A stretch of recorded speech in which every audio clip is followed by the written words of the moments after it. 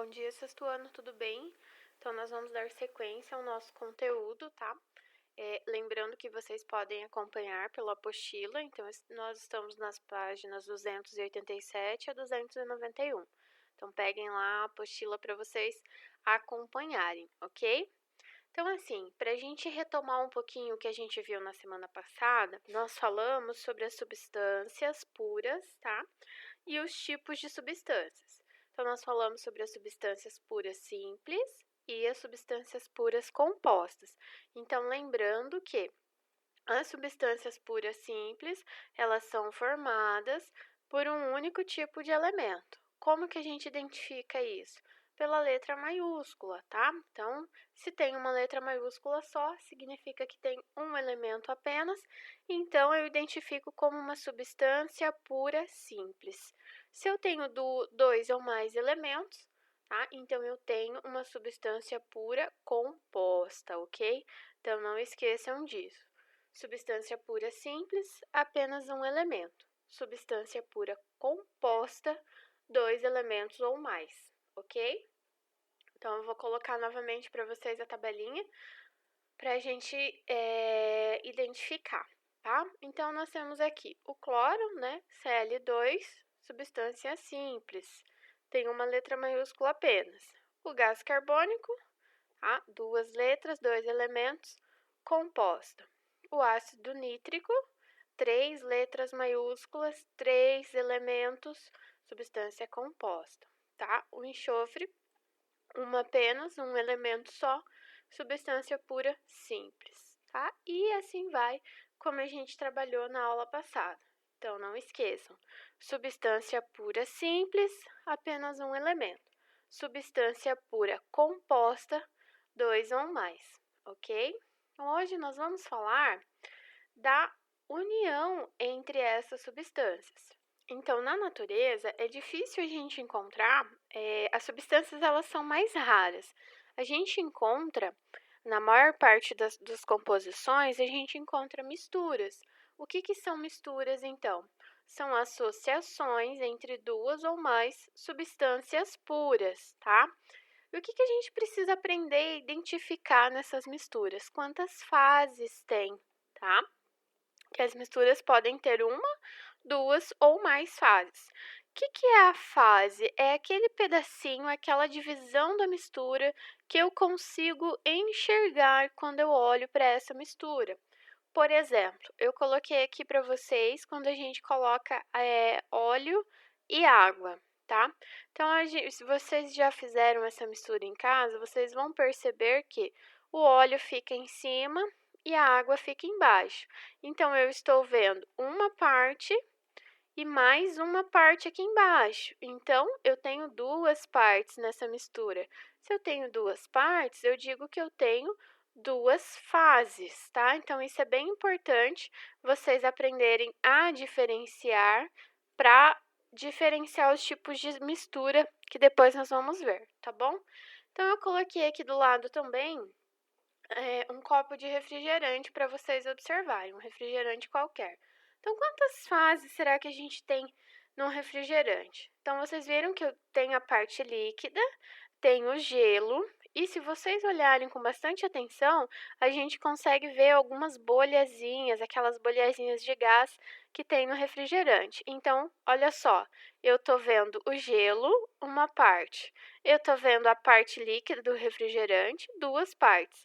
E se eu olhar com bastante atenção, eu consigo encontrar as bolhazinhas, tá? Então, quantas partes, quantas fases eu tenho nesse copo de refrigerante com gelo? Uma, duas, três, tá?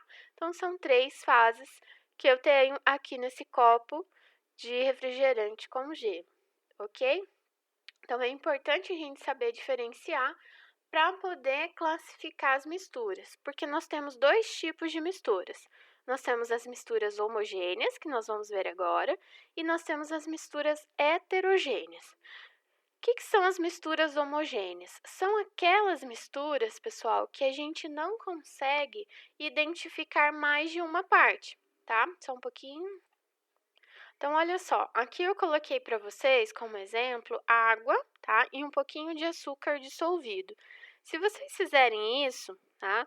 Lógico que se eu coloco 1 quilo de açúcar em um copo de água, não vai dissolver, tá? Mas se a gente coloca, por exemplo, 1 colher de açúcar em um copo de água e mexer bem, ela vai dissolver completamente. Então, o que que acontece? Eu não consigo enxergar aonde está o açúcar e aonde é apenas água, tá? Então, eu vejo uma única fase, tá? Eu vejo uma coisa só. Então, se eu tenho uma fase, eu digo que esse tipo de mistura é uma mistura homogênea. Então, isso vai acontecer com a água e o açúcar, água e sal, tá? São misturas homogêneas, ok? E daí nós temos também um outro tipo de mistura, que é a mistura heterogênea. Qual que é a diferença? Na mistura heterogênea, eu consigo identificar mais de uma fase. Então, eu coloquei aqui para vocês o óleo misturado com a água. Então, estão vendo que, observem aqui na imagem, que eu vejo a parte onde está o óleo e eu vejo a parte onde está a água. Quantas fases eu tenho aqui? 2 fases, tá? Então, a mistura heterogênea, ela é caracterizada por ter 2 fases ou mais.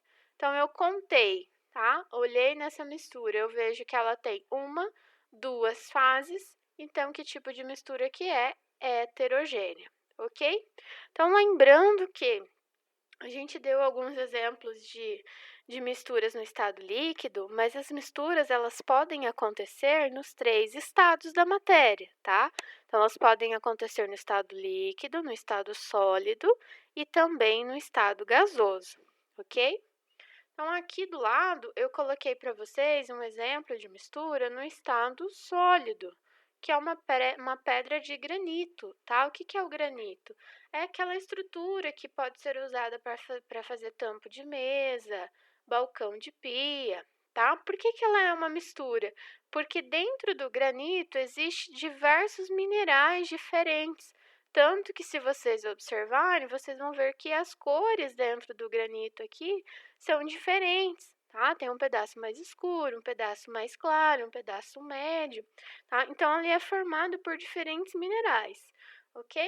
Então, esse é o granito, né? Que dá para fazer pias, como eu coloquei aqui o exemplo para vocês, vasos, e ele é um tipo de mistura heterogênea. Então, só para retomar, mistura homogênea é aquela que eu consigo identificar apenas uma fase, e mistura heterogênea, aquela que eu identifico 2 fases ou mais.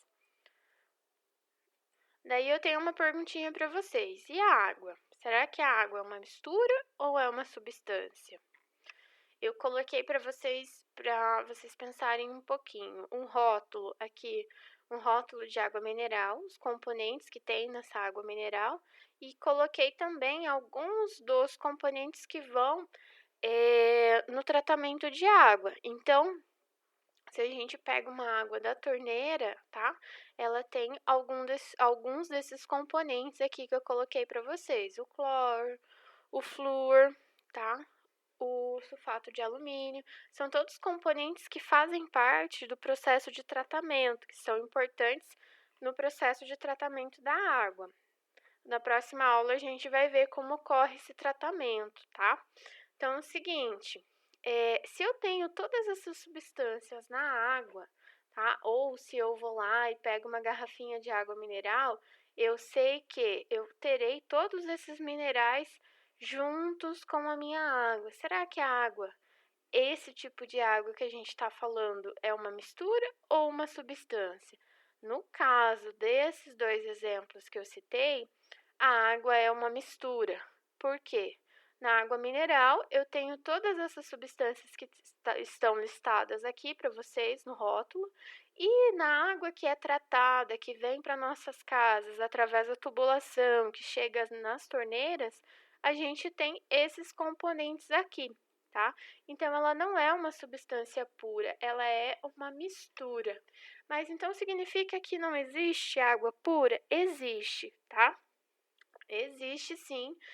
A água também pode ser considerada uma substância. Em quais casos, pessoal? A água é considerada substância pura nas seguintes situações: nas nuvens, tá? Porque não tem mais nada dissolvido com ela, não tem nada junto com ela, tá?